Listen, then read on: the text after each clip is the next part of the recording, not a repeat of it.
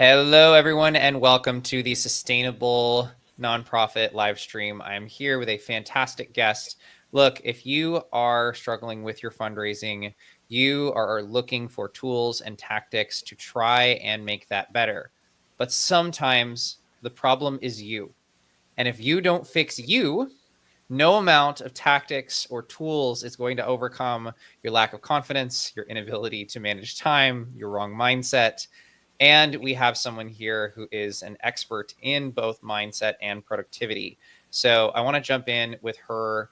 This is Christine. She has a very long and impressive bio, but the long and short of it is she's trained to help you identify when mindset is and is not an issue for you. So let's go ahead and hop right in. Christine, what inspires you about the nonprofit world? Like, why did you decide? How do you engage with nonprofits, with charities? What inspires you about nonprofits and makes you want to help them? Well, Dan, thank you for having me here today. And when we spoke a few weeks ago, and you were telling me some of your challenges, I was like, oh my God, I've been there, I've done that. I've always been a volunteer, much to the chagrin of my spouse. He, doesn't believe in that. Um, and it began when my kids were young. I mean, you have kids, they're involved in activities, you have to get involved in everything. But then later on, with my business, I became involved in some organizations that help nonprofits. One of the big ones is a local women's shelter, and I so hold that near and dear to my heart because they're there to help women in bad situations. But I see the struggles. I mean, part of the organization that I was involved in, we would hold a yearly fundraiser to help them make money on top of what they were already making. But I see the need, and I believe that it's these nonprofits that really make the difference in the world. It's people choosing to do right, and I could go on forever, but that's not what we're really here No, to that's talk about. that's fair. That's a really good summation of the nonprofit sector is people who are choosing to do right. Yeah. So talk a little bit about how do you know how did you come around to being a mindset coach? First of all, like you started, if I remember right from our conversation, you started a productivity coach. So you started thinking tactics, tools, tactics, tools, tactics, tools. How did you come around to that mindset might actually be a problem? Well, it wasn't an easy one. It took a long time of working my business, thinking I just needed to be taught how to do business. And it's just going to work out. And there were inklings along the way. I even had a client, prior to being the coach. I was helping small business owners to implement their systems and to put things together. And I even had a client years ago that she was kind of in the area of helping you clear out your mindset. And I wasn't getting it at the time. I was like, yeah, right. Yeah, sure. No, that's just not me. And it took hearing the right person at the right time. I was attending a online event. There was a guest speaker, and what he was saying, it hit me. I was like, oh my God, this might be my problem, because I knew that I was allowing, shall we say, outside forces, beyond my control to affect me, to affect my work habits. And I knew that I needed to clear that up. And it wasn't an easy one of let's just turn the key and it's gone. I knew I needed to work on that.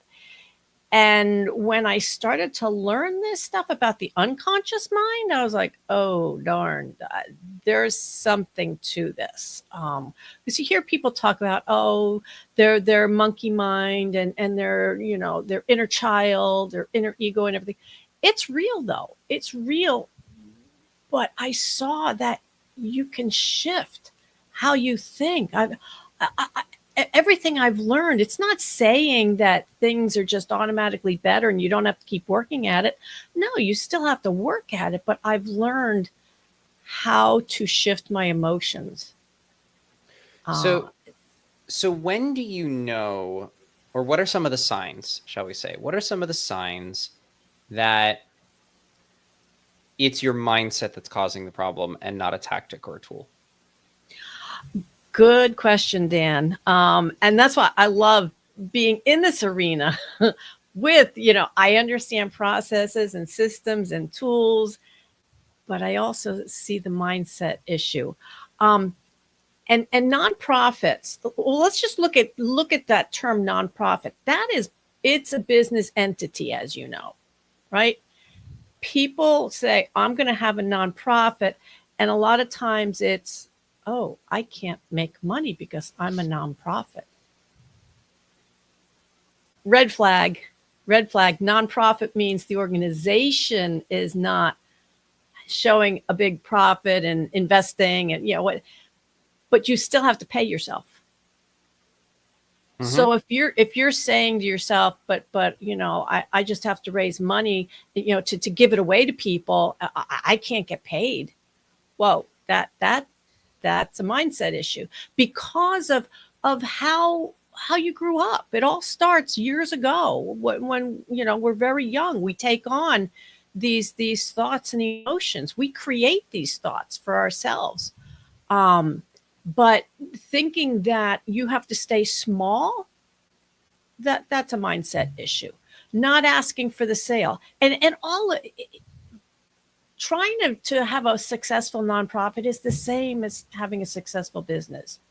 It really is all the same issues. And if you're not picking up the phone to call people to ask for that donation, why aren't you need to do it? That's the thing. Big one is what you need to do, but you're not doing it. What's really going on? I want to pin that. I want to pin that for a second. So it's fair to say that if you're encountering a situation, whatever it is, where you need to do something, but you are not doing it, then that is a sign that it's your mindset and not the tactic. Yes. Yep. Because you've laid out. You might have a plan. You need to contact so many people. And here too, it's the law of averages. You need to contact 100 people in order to get one donation or whatever it might be. But you're not even contacting one person. You're not even asking one person. So you've got that voice inside telling you can't do it. You can't be successful. And what's another sign? So that's one sign. What's another sign that something you are challenged with is a mindset issue? Yeah, when it comes to any of this stuff with business, it's really projecting on someone else. If you I just want to point out that nugget that you dropped, like 4 people liked that nugget and we had nothing up until that point. So that was good. Keep going. So here's something. If you're feeling great about what you're doing, you've got a great concept for your nonprofit, and people just aren't giving you money. Well, why not? I've got this great concept. It's like, wait a minute, what are you feeling inside, deep down in the unconscious mind? Because here people want to stay on the conscious level and say, well, this is what I'm thinking. People know I'm conveying this. But when you go inside and you say, but what am I feeling at that time? It's like, oh, wait a minute, I have some fear. as much as I show it on the outside that yes, I believe in this, and you need to believe in it too. It's a great concept and everything. When you stop and take that time, slow down and go inside and ask yourself, what are you feeling? And this with this work, emotions and those negative thoughts play. That's what it's all about. It's what are those negative emotions and limiting beliefs that we have inside ourselves that we're not taking the time to go deep and find them. We just want to stay on the surface and say, but no, I really believe in my concept. No, I conveyed this to 10 people and they started shaking their head, but I didn't get any results. Because inside you have that feel, you have that doubt, and you're conveying that to them too. They're feeling that same doubt. It's like, well, I'm not. It, again, this is an area I never thought that I would be in, but I used to joke that my energy wasn't really great around people. I kind of wasn't attracting clients and whatnot, but it's true. It is absolutely true. You have to raise your energy. You have to embody what it is you're asking of everybody else. And it takes that quiet time, takes that time to go inside and figure out what is going on inside you, what is on that unconscious level that you need to clean up. So let's talk about that a little bit. So first of all, are there any other signs? So sign number 1 is, I know I should be doing it, but I'm not. Right? So that's sign number 1. That's great. Sign number 2 is, I feel negatively toward this thing. I feel a fear. I feel something like that toward fundraising, toward asking for money.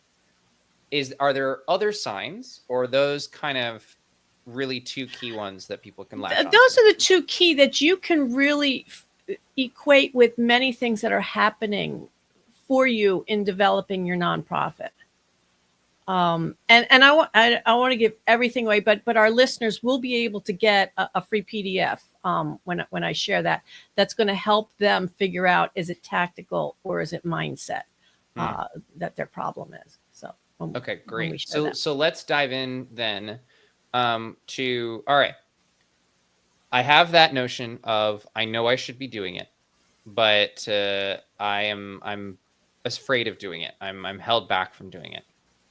What do I start to do to change my mindset once I realize that is, do I just, wake up one morning and be like, all right, new mindset, new me, I'm in, let's go. By the way, if you're watching live, you can ask questions or you can make silly comments like new mindset, new me on this live stream, and I will highlight them for Christine. But let's talk about that. What do you do once you identify this is a mindset issue? Well, I wish, Dan, I wish it was that simple that you could just spin around and, all right, it's the new me, I've got the great mindset. And that's the thing. Some people in business in general, in nonprofits, they don't have these issues. They have that great mindset to start with, and they don't have to go there. But when you have spent years building up these negative emotions and these limiting beliefs, it takes work. And it's not saying you have a character flaw at all. No, it's just who you are. It's because of the programming that you've had since birth. It's things, something happened and you just equated a negative emotion or a limiting belief to that. So first of all, understand, it's not saying you have a character flaw or anything is wrong with you, but you can shift. And so let me just go a little bit deeper on that about how we process the information coming in. And this is called the NLP communication model, neuro-linguistic programming. And it's that we're being thrown, as I'm talking to you, Dan, I'm throwing 11 million bits of information at you, but you can only take up 134 bits. So how do you decide which 134 you're going to receive from me? Well, it comes through everything you've brought in over your life through all your senses.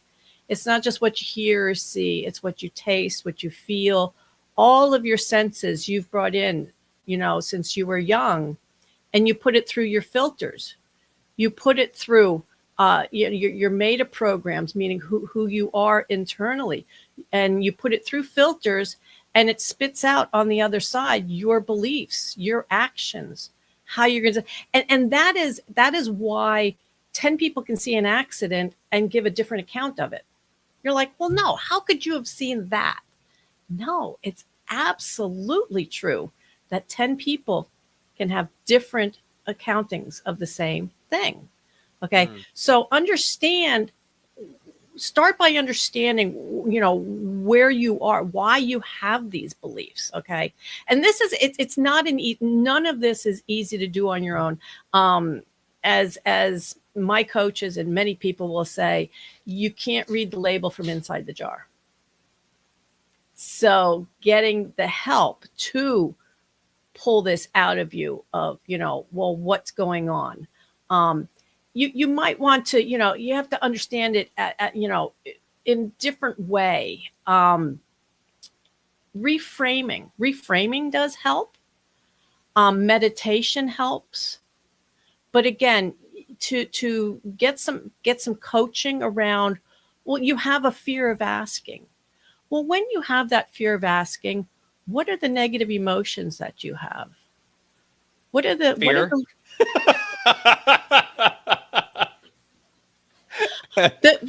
It goes deeper than that. It goes, what are the thoughts that you have? What are those limiting beliefs? And this is an activity that anybody can do, is just start a journal. Start writing down the thoughts that you're having, the emotions, and what was the end behavior. Start taking a look at who you are. And I would suggest doing positive and negative. Don't You're going to have more negative in the beginning, absolutely. Okay. But you're going to have some positive thoughts and emotions also. And this is what we call our mind matrix journal. Just to start putting it all out there and taking a look at, oh, wow, I didn't realize that besides this negative thought, I had this also. And it all tracks into what's not happening. Yeah. And hiding is a big one. It's like, well, what happens when you have that fear? I hide. I stop. I don't do. So it's almost like 3 columns. It's like what the fear is, what I feel when I have it, or what's the situation? What do I feel when I'm in that situation? And sorry, I forgot the third one that you just said. The behavior. What do you do? What do I do? What do I do differently because of that? Right. So I feel afraid of fundraising. So, or even this one, I talk to people all day long about my nonprofit. When it comes to actually asking for money, I won't do the ask. I feel afraid. I won't, and then I won't ask. I will instead say thank you so much. It was great to talk with you. I'd love to talk with you next time about my nonprofit as we grow, right?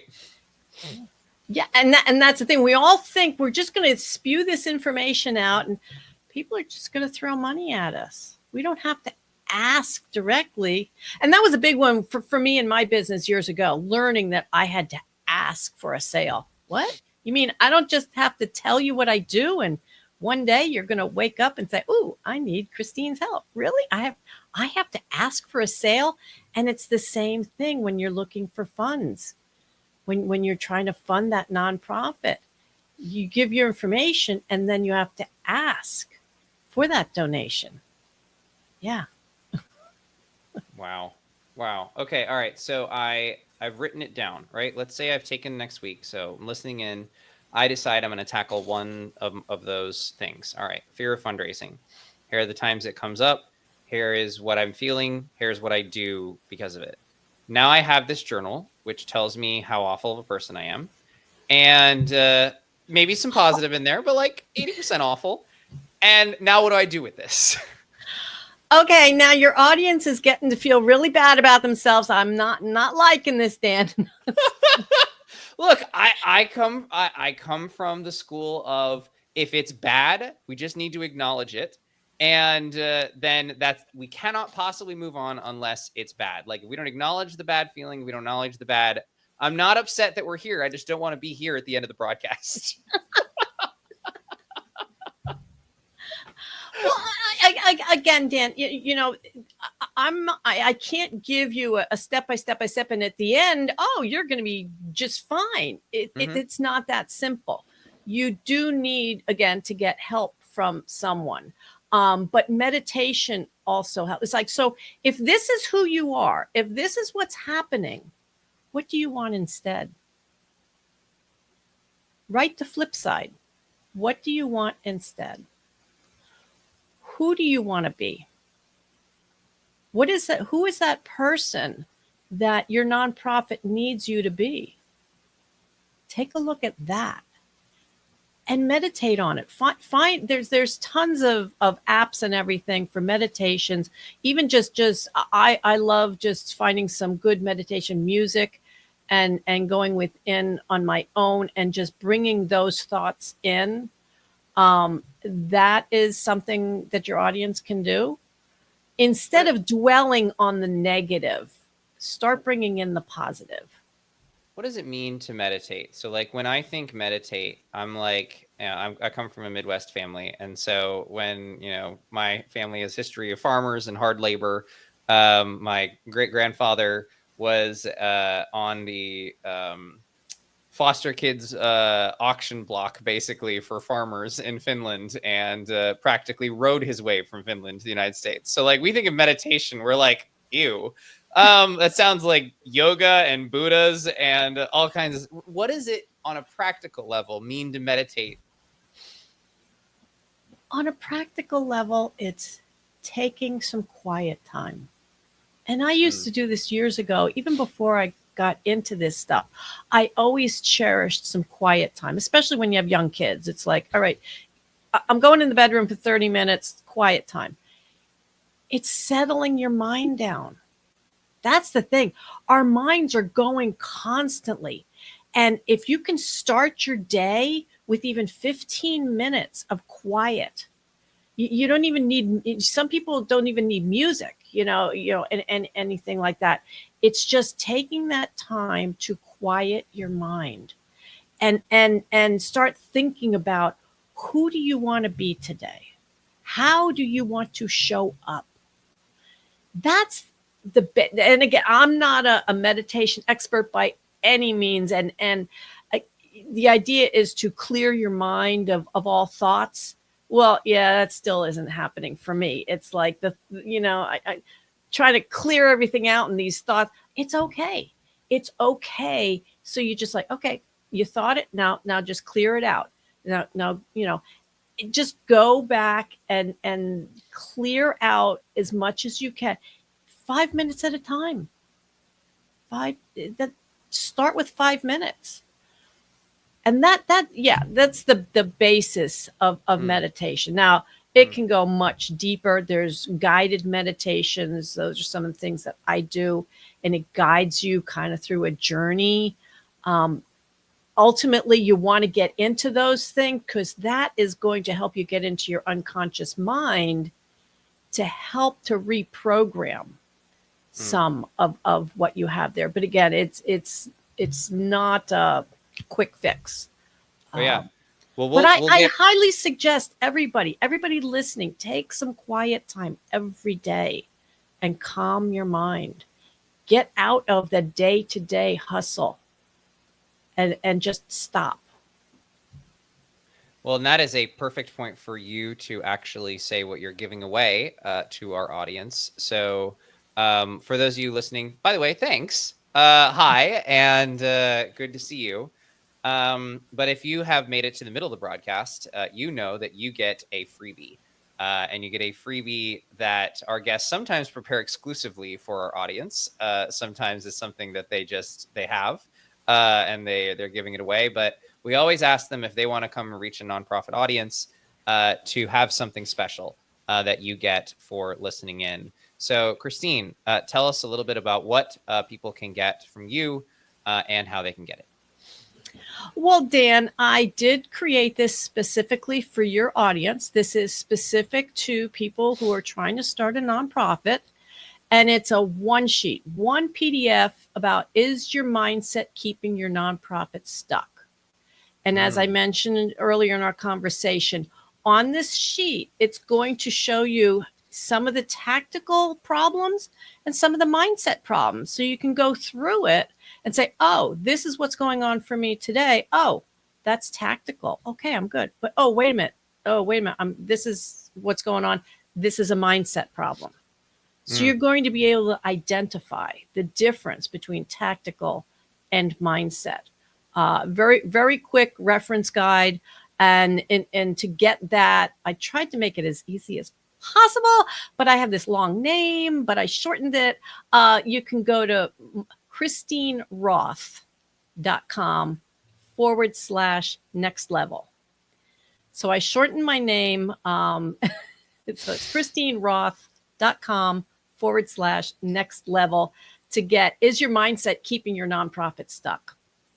That is so cool. I'm actually gonna, hopefully it posts to the destinations. I think it will.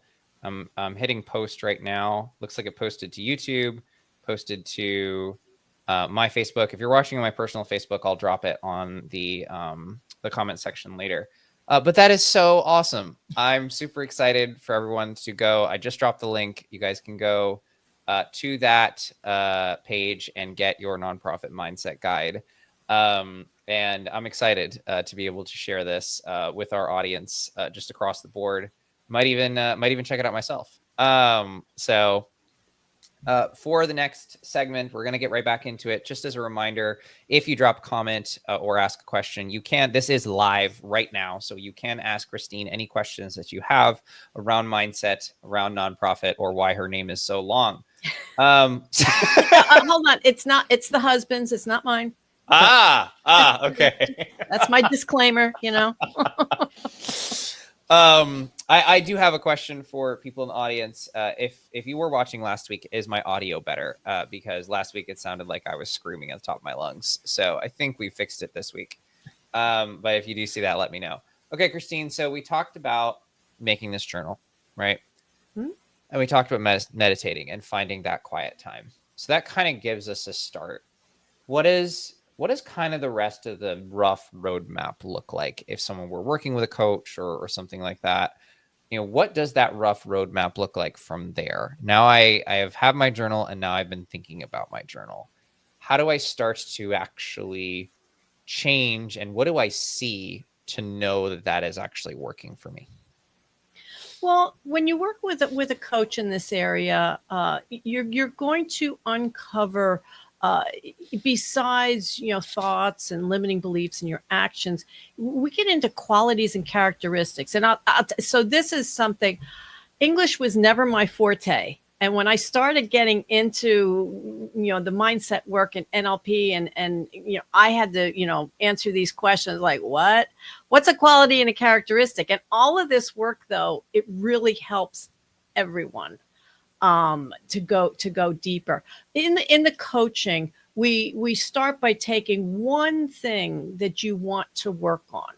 Because a coaching session might be, 45 minutes, an hour, and you're not going to solve everything. And where you start out with, then ultimately you want to be able to clear that out and figure out, well, where did it start? Where, oh, gee, at age 3, something happened and mom yelled and I made when I hear somebody's voice loud, that means I'm bad, so you just bring that along in life, but you figure some of these things out and you figure out really what it is you do want. So you're saying this is holding me up. Okay. So what is it that you do want? And are you willing to take the action steps?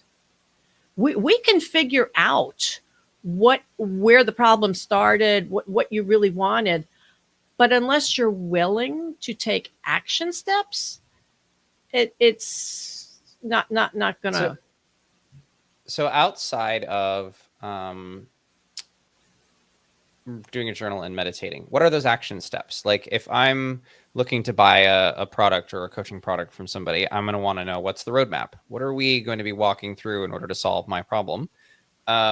So what are typically, and I know it's going to be very different per people, have different backgrounds, and I'm sure the first is like an audit, things like that. But like, Mhm. what does that roadmap actually look like for the typical person to actually turn around this mindset now that they have identified what it is? Well, it starts out with that initial, getting your personal details. It's your basically kind of like your life history of in one area. It's like if it comes out that you just want to work in the nonprofit area, if that's it, we're just going to concentrate on that area. And what do you want out of the coaching session? Now this would be numerous coaching sessions. It wouldn't just be one. Okay, it would be at least a month's worth of coaching sessions in this one area, and we would start out by laying out what do you want, like 3 to 5 things you want at the end of it. Like maybe I want to be able to pick up the phone with ease and ask for that donation. I want to be able to go and find the right people for my board easily. Yeah, so you start at that level and go through each one individually and find out, well, what are your negative thoughts? What are your negative emotions? What do you want instead? And where are you at on that thought right now of let's say picking up the phone? Where are you on, let's see, on a scale of 1 to 10? Where are you right now on picking up the phone? And somebody might say, well, I'm, like a 4 or a 5. Well, where do you want to be at the end of all this coaching? Wow, geez, I'd love to be at a 10. Okay, so there's the goal, to have that inside of you to say, yes, I can go and take that action. So it's going through and figuring all these things out. And this first part is the coaching part. This part is keeping to go. You keep going deeper and deeper into figuring out what it is. What did you need when you had that negative thought? Okay, and what is it that you want instead? So go through all that coaching for several hours, and we come up with then a list of things that you need to release. It's about we go then what we call timeline therapy, although I think that term is being updated now, and going into your past and releasing these limiting beliefs and negative emotions. And that's the only way you're going to get past these things, is to release it. And it's not to say that it's gone forever. This process again helps you to move through these emotions faster. So for each negative emotion and limiting belief, we go through this very short activity. It's a few minutes of timeline therapy and releasing that. And then we also get learnings. So what do you need to know about yourself in order to release that fear? And because of the state that you're in, your unconscious mind just comes out with this information. It's we're not writing stories or anything.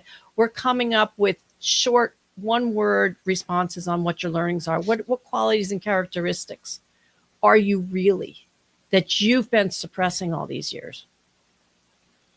And it's amazing what comes out. You're like, wow, because I thought that, oh my God, I was suppressing my creativity. Wow. Where was that hiding all these years? Okay, so that's part of that timeline therapy. And then we come after we're done with the coaching, the therapy, we set your goals, your SMART goals. Very, very detailed SMART goals and the actions that you're going to take to make that happen. Very, very specific. And a SMART goal, you need to know, when is this going to happen? Very specific, measurable, attainable, attainable, realistic, and time bound. time bound. Yep. Yes, yes. But even more so than that, after that, we go through and really get very specific on how this is going to play out for you? How are you going to achieve that? This sounds great. Oh, you're going to raise, $250,000 for your nonprofit.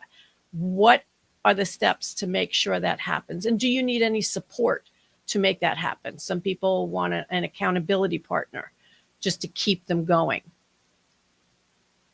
It's not a quick fix. It's ongoing work. It's on, and I with my practice, I give you some meditations to install those learnings, to set that SMART goal, to listen to that stuff. You have to continue to work on your unconscious mind. And you have to do the conscious and unconscious, because with goals, it's your conscious mind that sets that goal. It's your unconscious mind that goes and gets it. So you really need to be working on both at the same time and integrate them. And yeah, so like I say, these sessions for something like this, it'll be several weeks, but then for my clients, we do stay working together, for a few months to make sure there's no questions, and if they need help moving through an emotion or something like that, I'm there for them. But once you do this work, it's amazing how your life changes. But I heard early on that if you had a challenge in your life and you went through these processes, through the coaching and releasing, that challenge would change, it would go away, or nothing changes and it doesn't bother you anymore. And I can say personally, Dan, it's happened for me. It's amazing. I'd be like, whoa, what was that conversation? I never expected that conversation. So with nonprofits going through this, they'd be out there and talking to a possible donor, and they would just write this check and they'd be like, whoa, what changed here? That wasn't that easy a month ago, 2 months ago. It's because they did the inner work. So if sorry. So what would you say is, and it may not be a nonprofit, but what would you say is your greatest success story? So what is someone that you helped? Where were they? What did you help them with? And what was the ultimate impact of that change in their mindset? Well, it's not asking for the sale. It's someone who wanted to make a shift in their business. And she knew she was her own worst enemy, that she was, holding things up.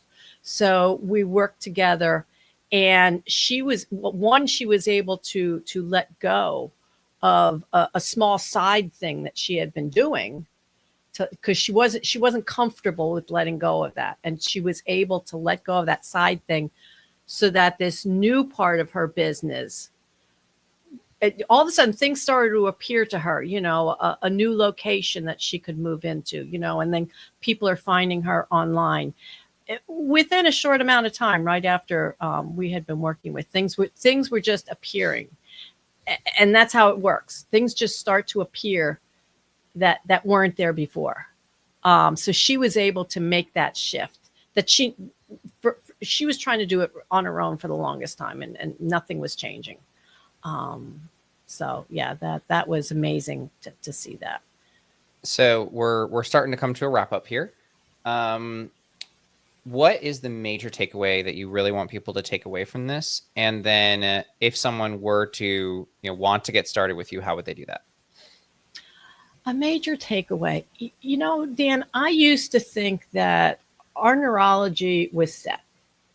We were born with it. It's like, we can't change anything. Because, little sidebar, my oldest child, my daughter, who's almost 36, she lost her hearing at 3 months from meningitis.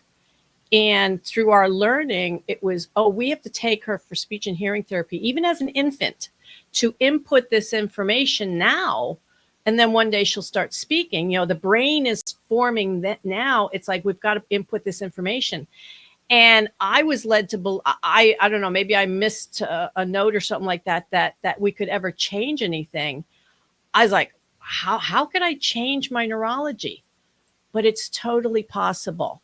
And I really bought into that when I went through my first timeline therapy, sitting on Zoom with the coach. We're going through timeline. Now, timeline therapy is floating above your timeline. It involves floating in some, like, yeah, floating. And I'm sitting here on Zoom, and he's like, "So, are you floating above your timeline?" It's like, "Yeah, yeah, I'm floating." He's like, "Yeah." It's like, "Now float back. Did you float back to when the event? What? Yeah, yeah." And in the back of my mind, I was like, "Yeah, sure. Yeah, I'm floating. Yeah, like this is going to work." Like I was the real doubting Thomas when I first started with this. And I'm like, "Yeah, sure." They're like, "This is going to," all of a sudden, I got so ill. I got such a horrible wave across my whole body. I just wanted to lay down.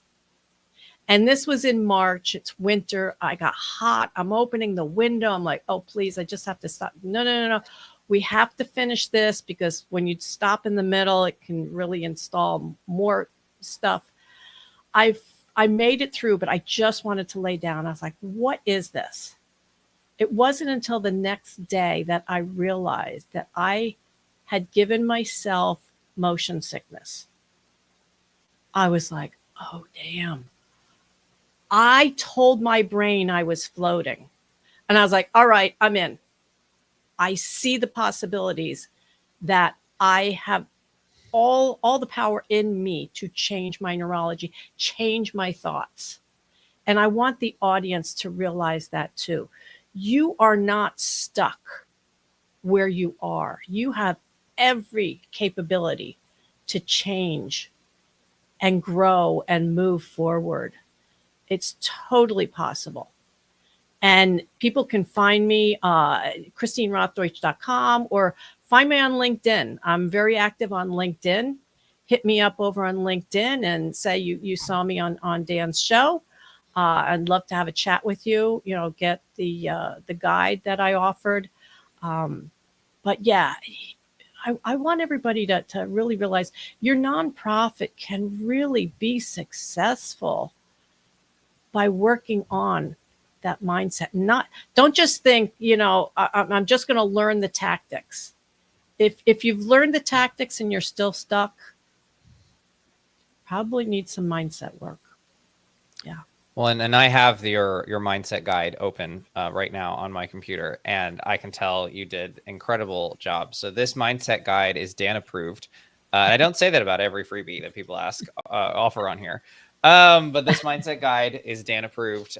This absolutely is a really good guide, and it's one page. It's super easy, and all she asks in return is your email. So you've already given it out to a whole lot less scrupulous people. You should probably give it to Christine too. This has been a fantastic session, Christine, and you guys are still showing up on my lives. So I guess I'll keep doing them as long as you guys keep showing up. So hey, thanks so much for hanging out on a Friday afternoon. Visit Christine. The links are in the description. I'll drop a link in my own timeline here in a minute to her. And next week, let's talk about next week. So next week, we are going to have Inga James on the show. Inga is a former nonprofit executive director. She ran a domestic violence shelter, actually, and she is going to talk about one of the most dangerous things to nonprofit leaders, which is burnout.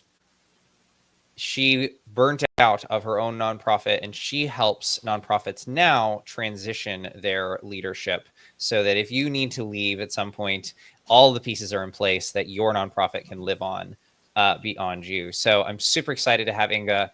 It will be at next week. I think it will be at 2 p.m. And I'm going to try to hold them at 2 p.m. each week. 3 p.m. actually. So it'll be 3 p.m. Friday, 3 p.m. Eastern. So keep an eye out for that next week. We will have Inga on. And thanks so much for hanging out with us and spending some time. You all have a wonderful weekend, and we will see you on the Sustainable Nonprofit Show next Friday.